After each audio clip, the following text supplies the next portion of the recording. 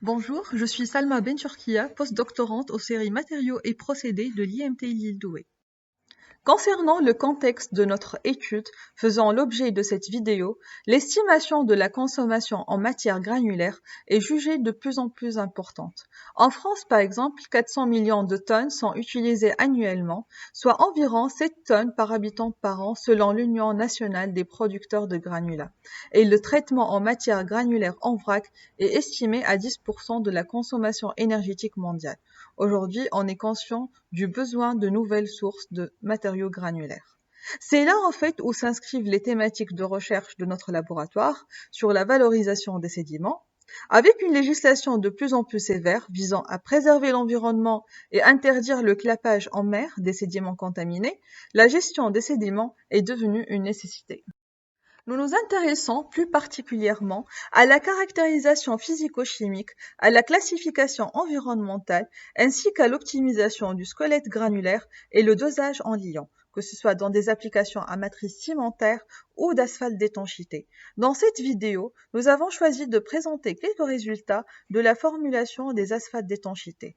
Notre objectif serait ainsi d'optimiser ces formulations à base de sédiments dans le but d'assurer un gain économique et environnemental.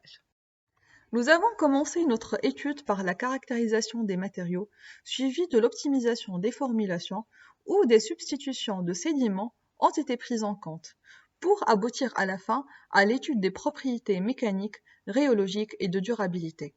Donc, une fois nos matériaux préparés, nous procédons au malaxage, puis à la préparation des galettes, ensuite à la réalisation des essais d'indentation.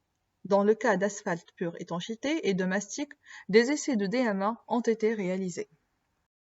Les résultats des essais de caractérisation, à savoir l'essai du bleu de méthylène, des observations MEB, des analyses minéralogiques, ont permis de sélectionner le sédiment présentant la quantité en matière organique la plus faible et surtout le sédiment dont le pouvoir absorbant se rapproche le plus du pouvoir absorbant des filaires.